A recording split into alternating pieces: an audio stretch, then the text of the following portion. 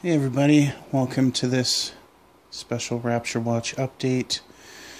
And I want to tell you guys, Happy New Year.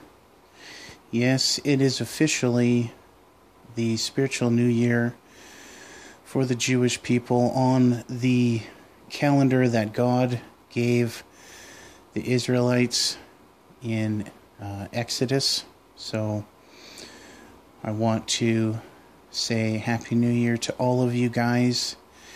And this is a time where I think we all should be rejoicing no matter what we're going through. And I know so much of us are going through pain and trials and tribulations, but I think that in some ways, especially after Palm Sunday and Passion Week, we should try to be in the Spirit as much as possible and bring the love of Christ to everybody and really use this opportunity to spread the gospel and show everyone the heart of Christ. And the Lord has really spoken to me through the message yesterday at the Fulcrum Point. And, you know, I was explaining it to my roommate this morning and eating my breakfast, and I used a fork to show where the Fulcrum Point was on the fork. And I was just showing how when we're not centered in the Lord, because He is our Fulcrum Point, and we will fall. One way or the other, we will fall. And we always have to be centered in Him and His love. And I was also asking the Lord, you know, I've been going through a lot, and I know so many of you have been going through a lot, and you know, I just want some answers. You know, sometimes I just have to ask, Lord, please have patience with me. Let me vent out everything I need to say and just get it all out, you know.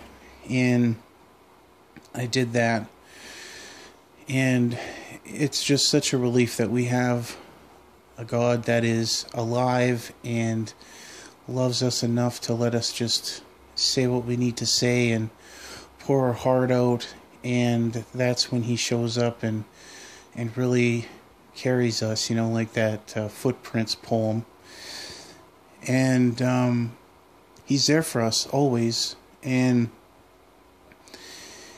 you know, I got this message. I prayed, Lord, I need some specific things, you know, to show me what I need to know and answers to my questions, because I've been waiting a long time to see some fruit in a certain area of my life, and I'm feeling with this word of the Fulcrum Point, and I'm feeling that it's the new year, it's spring, we're starting to just the season has changed, it has turned, and I believe that however long we're here for, we're going to start to see some fruit and some blessings in our lives, and in some way, you know, the ones who have been waiting a long time for some answers on certain things, I feel the Lord is revealing them in this season, and you know, we've been standing in faith for a long time to get some answers on whatever we're praying for. And I got a word this morning. There's something I posted a year ago today, and you know how Facebook reminds you of what you post, and for me, 9 times out of 10, I'm ashamed of what I posted last year, you know. And I told you guys it was last year that the Lord woke me up, so usually I delete a lot of the things that I post. But today I got a message on love and what love is, and I want to share this with you today. It was an amazing message, and it was on 1 Corinthians 13, 1 through 8, or 1 Corinthians 13, 1 through 13, but in this particular text, it has, it's not complete. But anyways, I'm going to share it with you today. And so many people have the translation where love is in this word, but it's actually charity. And I believe that charity is the word of love that was used in Greek for agape love. But I'm going to take out love and I'm going to put in the Lord.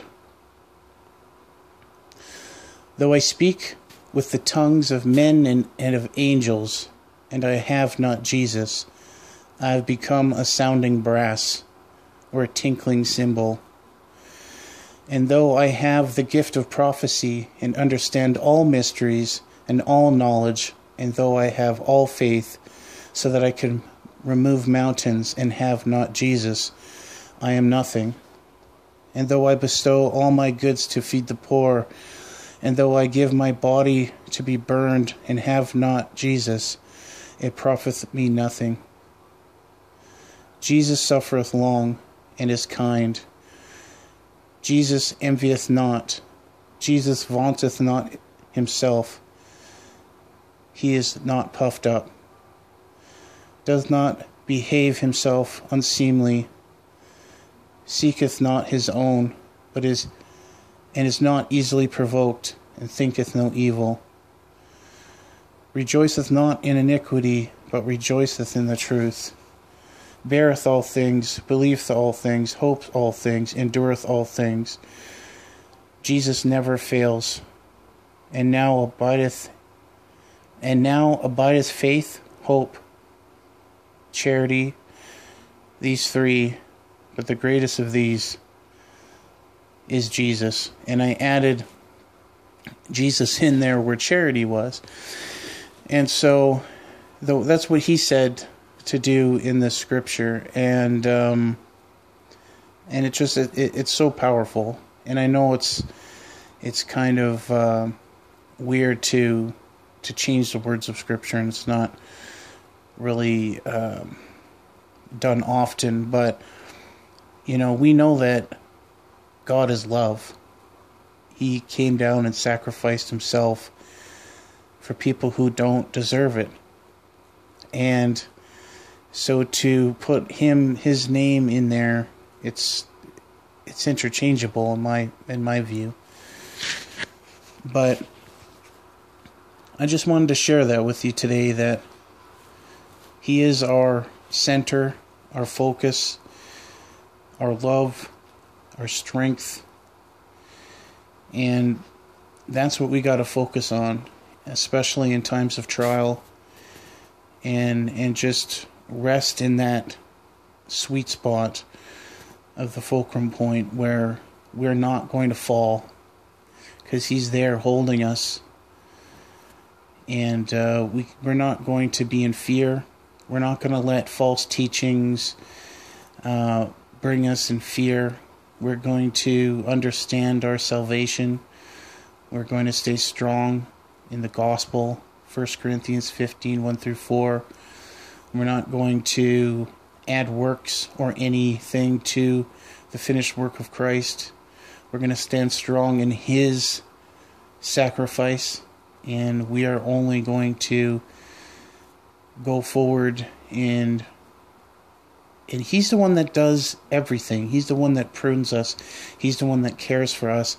He's the one that molds us and shapes us. We are the clay and he is the potter. So if you're listening to anybody who's telling you about self-righteousness, just use your own discernment and realize that Jesus has done it all. He's chose us. We didn't choose him. And in Romans 8, it says that we are justified and we are glorified in the past tense, even though it hasn't happened yet. So know that it is already done. It is finished.